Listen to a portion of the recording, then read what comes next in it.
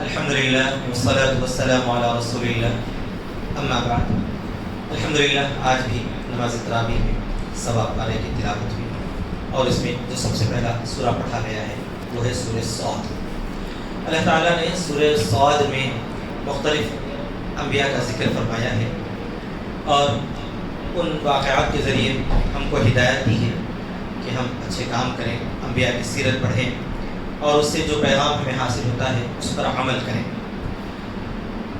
چنانچہ سورہ یوں شروع ہوتا ہے کہ اس قرآن مجید کو بطور گواہ کی پیش کیا جا رہا ہے جو کہ نصیحت نامہ ہے۔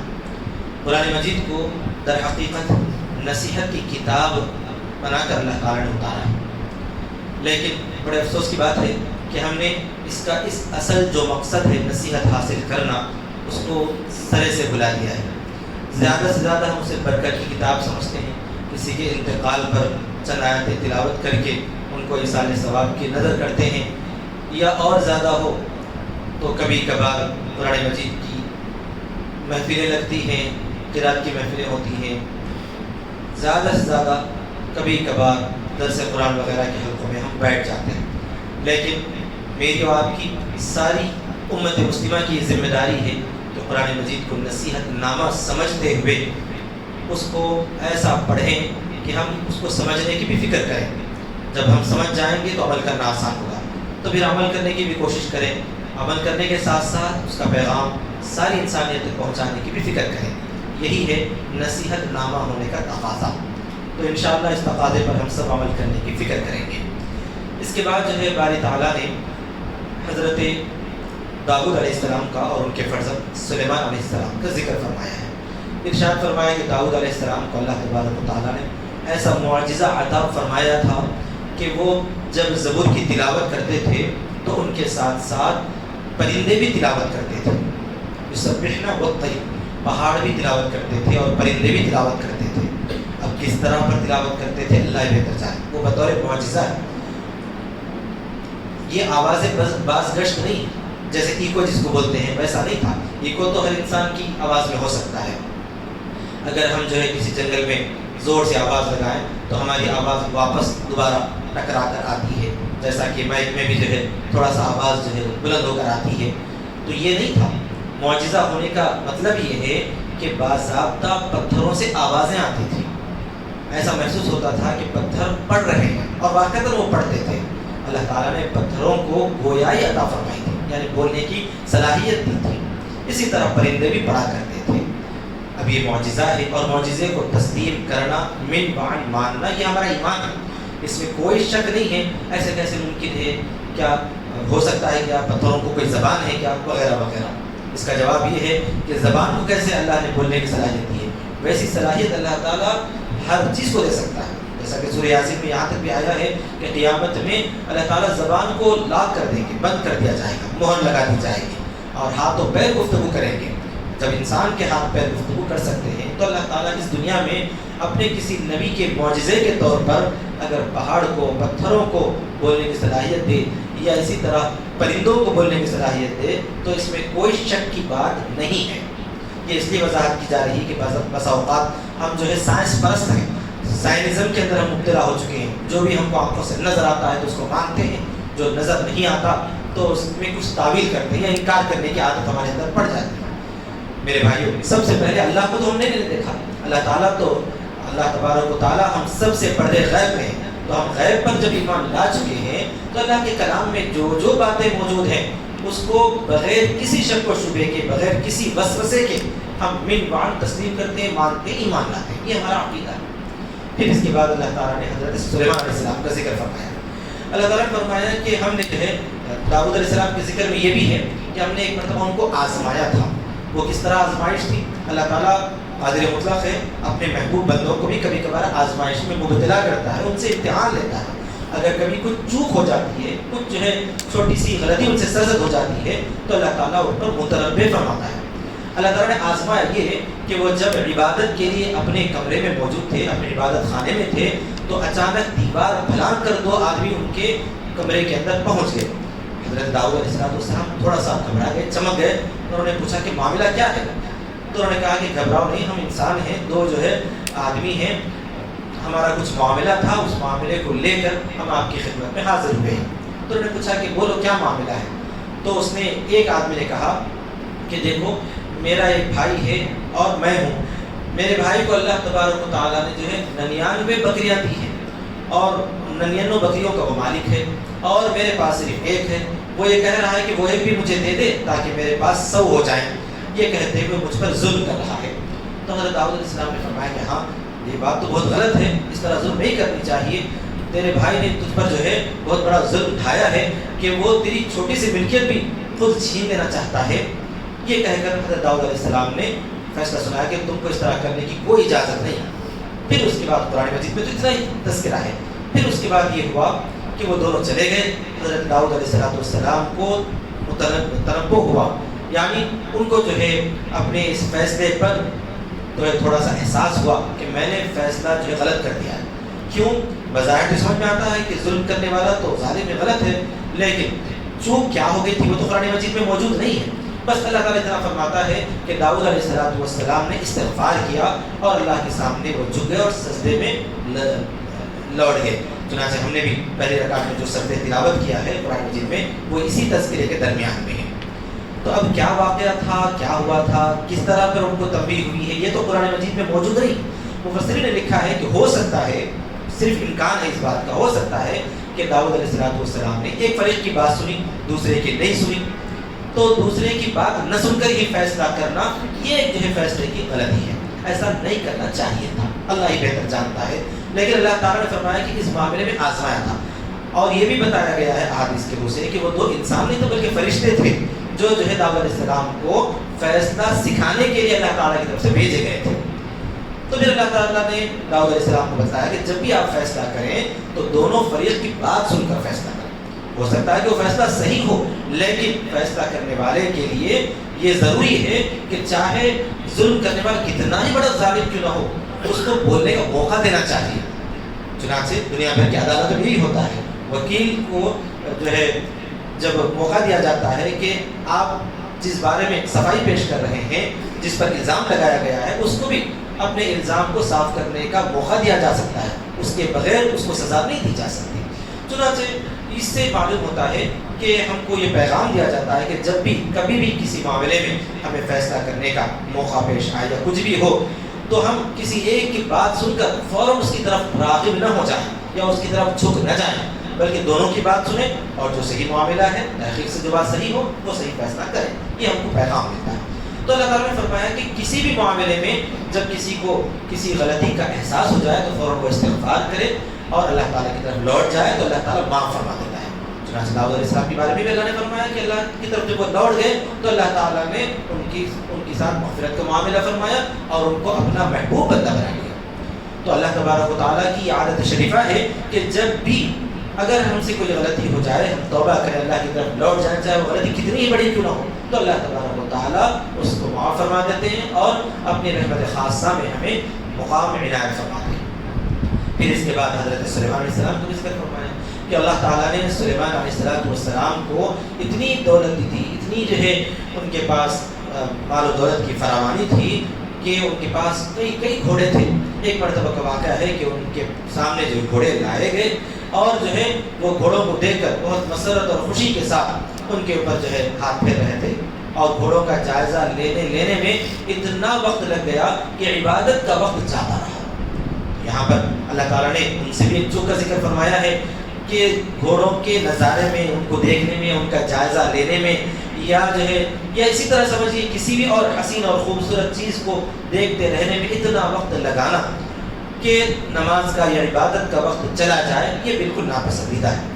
حضرت سلیمان علیہ السلام کو بعد میں جب احساس ہوا کہ میری تو عبادت کا وقت تھا اور یہ وقت جو ہے ان گھوڑوں کا جائزہ لینے اور انہیں دیکھنے کی وجہ سے میرا یہ وقت ضائع ہو گیا، پھر اس کے بعد ان کو جو ہے بہت ہی شدید دکھ ہوا، افسوس ہوا، اور اس افسوس اور دکھ کا نذرانے کے طور پر حضرت سلیمان علیہ السلام نے ان تمام گھوڑوں کی قربانی دے دی۔ فَتَفِقَ مَسْحًا بِالسُّوقِ وَالْأَعْنَاقِ، اور ان کی گردنیں اور ان کی پنڈلیاں انہوں نے کاٹ دی۔ یہ اس زمانے میں گھوڑوں کی قربانی بھی اللہ تبارک و تعالیٰ کی طرف یہ نظر کی جاتی تھی، پیش کی جاتی تھی۔ گھوڑوں کا اللہ تعالیٰ نے قربانی کے لیے قبول فرما لیا تھا، ہو سکتا ہے تو انہوں نے جو ہے قربانی گھوڑوں کی کر دی اور تمام گھوڑوں کو ذبح کر دیا۔ ظاہر سی بات ہے گھوڑے لشکر کی بہت بڑی جان ہوتی ہے، جب اتنے بڑے لشکر کی گھوڑے سب ختم ہو گئے، جو ہو سکتا ہے کہ 100 سے زائد تھے، کتنی تعداد تھی اللہ بہتر جانے، بعض احادیث میں اس کی تعداد بھی آتی ہے 100 150 یا اس سے بھی زیادہ، تو یہ تمام گھوڑے جب ختم ہو گئے پھر حضرت سلیمان علیہ السلام نے اللہ تعالیٰ کی طرف دعا میں ہاتھ اٹھائی اور عرض کیا کہ اے پروردگار مجھ سے ایک چوک ہو گئی اور میں وقت کا خیال کیے اور اندازہ کیے بنا یہ چیز جو ہے میں جائزہ لینے میں دیر کر چکا، اے اللہ اب مجھے معاف فرمائیے اور ساتھ میں میری سلطنت میں آپ اضافہ کیجیے۔ دعا میں یہ بھی انہوں نے فرمایا کہ اے پروردگار مجھے ایسی بادشاہت عطا فرما کہ آج تک ایسی بادشاہت کسی کو نہ ملی ہو، ملک لا ينبغي لأحد من بعدی، میرے بعد بھی کسی کو ایسی بادشاہت نہ ملے، اتنی بڑی بادشاہت مجھے عنایت فرما۔ تو اللہ تبارک و تعالیٰ نے ان کی دعا قبول فرمائی، بادشاہت بھی بہت بڑی عطا فرمائی، اور جو ہے لشکر کو گھوڑوں کے بدلے میں اللہ تعالیٰ نے ان کو ہوا ان کی اتباع میں یا ان کی تسخیر میں کر دیا، اور ہوا کو جو ہے گویا کہ ان کے لشکر کو لے جانے کا ذریعہ بنا دیا گیا۔ حضرت سلیمان علیہ السلام بڑے تخت پر بیٹھ جاتے اور ہوا کو حکم دیتے کہ مجھے جو ہے فلاں جگہ جانا ہے، مہینوں کا سفر جو ہے صبح کے تھوڑے سے وقت میں ہوا پہنچا دیتی۔ تو اللہ تعالیٰ نے گھوڑوں کے بدلے میں، گھوڑے تو نہیں ہیں، سفر لشکر کا کیسا ہوگا، تو اللہ تبارک و تعالیٰ نے اس کے بدلے میں جو ہے ہوا کو ان کے مسخر اور تابع بنا دیا۔ یہ اللہ تبارک و تعالیٰ کی طرف سے انعام تھا۔ بہرحال اس سے بھی ہمیں یہ پیغام ملتا ہے کہ اگر ہمیں کسی معاملے میں ایسی جو ہے چوک ہو جائے کہ عبادت کا وقت چلا جائے تو جو ہے ہم کو فوراً اللہ تبارک و تعالیٰ کی طرف رجوع ہونا چاہیے، توبہ کرنا چاہیے، اور جو ہے کچھ نہ کچھ صدقہ خیرات وغیرہ کرنا چاہیے۔ اب حضرت سلیمان علیہ السلام اتنی بڑی سلطنت کے مالک تھے، انہوں نے قربانی پیش کر دی، اب ہم تو کمزور انسان ہیں، اتنا بڑا تو کر نہیں سکتے اور ہم کو اس کی اجازت بھی نہیں، زیادہ سے زیادہ ہم یہ کر سکتے ہیں کہ کچھ صدقہ خیرات کریں تو اللہ تبارک و تعالیٰ اپنے فضل سے گناہوں کو معاف فرما دے گا، اور ہم سے جو چوک ہو گئی، جو غلطی ہو گئی، اس کو درگزر فرما دے گا۔ یہ پیغام بھی ہمیں اس میں ملتا ہے۔ حضرت ایوب علیہ السلام کا بھی ذکر فرمایا اور ان کے صبر کا تذکرہ فرمایا۔ ایوب علیہ السلام کو ہم نے بڑا صابر پایا، بہت صبر کرتے تھے، اسی وجہ سے ان کا لقب بھی بنا ہے ایوب صبر کرنے والے۔ اللہ تعالیٰ نے ان کو آزمایا تھا، لیکن ان میں وہ ایسی صلاحیت تھی کہ ہر آزمائش پر وہ کھرے اترے، پھر اللہ تبارک و تعالیٰ نے ان کی تمام تکلیفوں کو دور فرمایا، اور جو کچھ ان کا خاندان ان سے چھوٹ گیا تھا وہ سب دوبارہ ان کو عطا فرمایا۔ اللہ تعالیٰ نے فرمایا کہ یہ سب ہمارے خالص اور نیک بندے ہیں، اے لوگوں تم بھی ان نیک بندوں کے راستوں اور طریقوں پر چلو تاکہ تمہیں بھی کامیابی عطا ہو۔ پھر سورہ صاد کے بعد ہے سورہ زمر۔ سورہ زمر میں ویسے بہت سارے احکامات ہیں، سورہ زمر کا جو آخری رکوع ہے وہ ہر انسان کی آنکھ کھول دینے کے لیے کافی ہے۔ جب عربی سمجھنے والے سورہ زمر کا جب آخری رکوع پڑھتے ہیں تو ان کے تو رونگٹے کھڑے ہو جاتے ہیں، اور اگر احساس اپنے دل میں پیدا کرے تو ان کی آنکھ سے آنسو رواں ہو جائیں گے۔ زمر کا مطلب ہوتا ہے الگ الگ جماعتیں، گروپس۔ اللہ تعالیٰ آخری رکوع میں فرماتا ہے وَسِیقَ الَّذِينَ كَفَرُوا إِلَىٰ جَهَنَّمَ زُمَرًا، کافروں کو جو ہے جہنم کی طرف جماعتوں کی شکل میں ہکایا جائے گا۔ ہکایا جائے گا کا مطلب یہ ہے کہ جیسا کہ الگ الگ جماعتیں بنائی گئی، بڑے کافر، بعد والے کافر اور بہت برے کافر، فلاں فلاں، پوروں کو جو ہے دوزخ کی طرف ہکایا جائے گا، دوزخ کے دروازے تک وہ لوگ پہنچیں گے۔ حتی اذا جاءوها فتحت ابوابها، دوزخ کے دروازے کھول دیے جائیں گے۔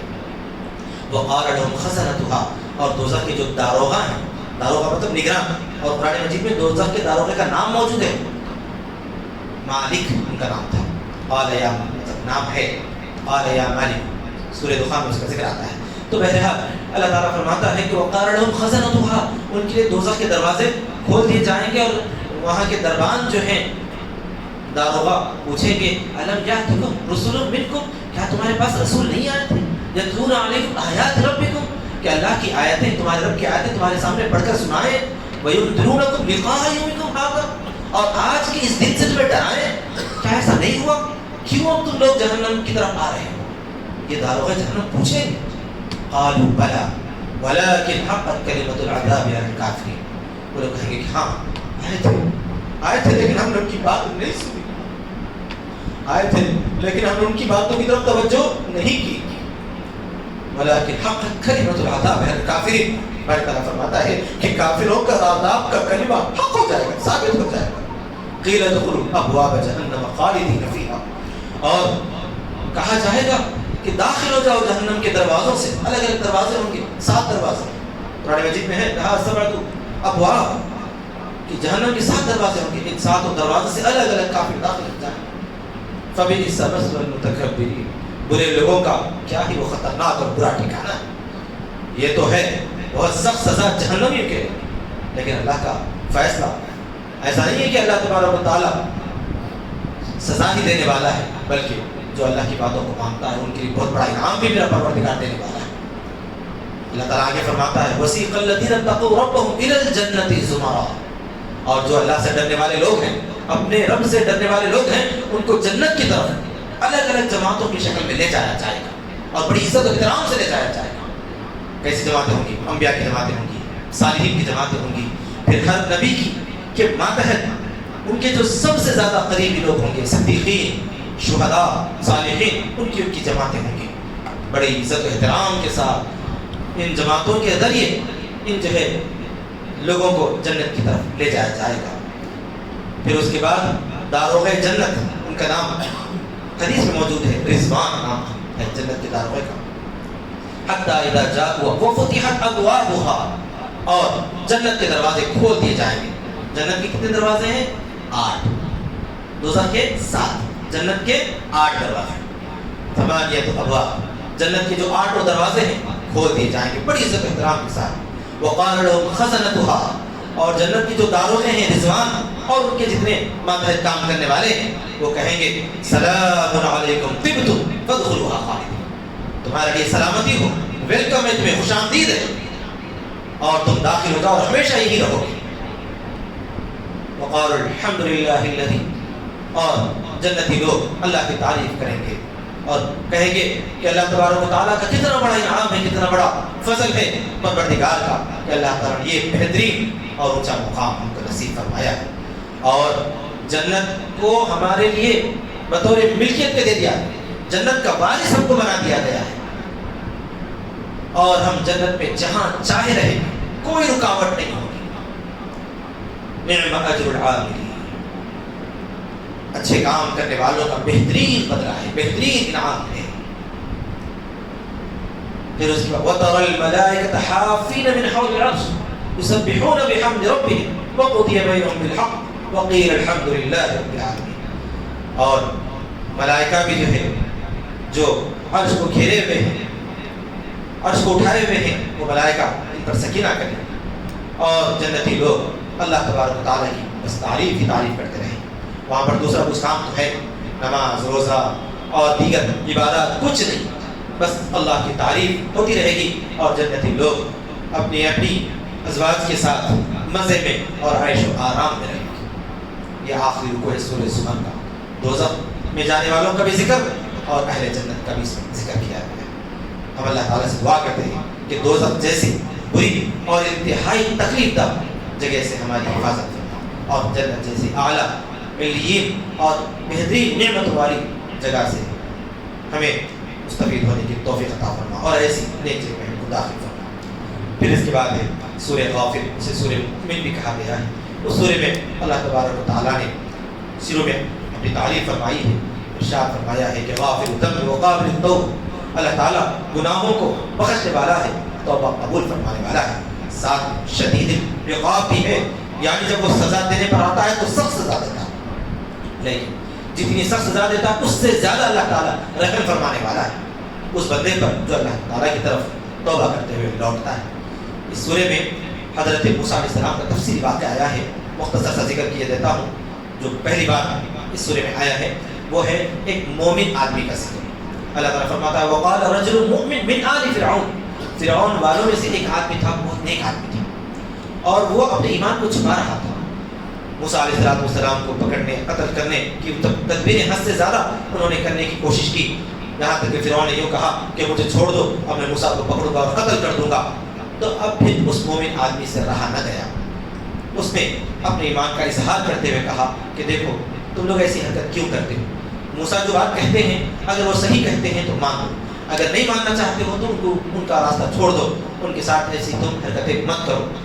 جب انہوں نے دیکھا کہ یہ جو اس طرح کی باتیں کہہ رہا ہے تو پھر اس اللہ کے نیک بندے کو دھمکی دینا شروع کر دی اور انہوں نے کہا کہ تو یہ کیا حرکتیں کر رہا ہے، تو موسیٰ کی تفسیر لیتا ہے، تو جو ہے ان کی تائید کر رہا ہے وغیرہ وغیرہ، اور تو یہ راستہ مت اختیار کر ورنہ تجھ کو ہم سزا دیں گے، ماریں گے۔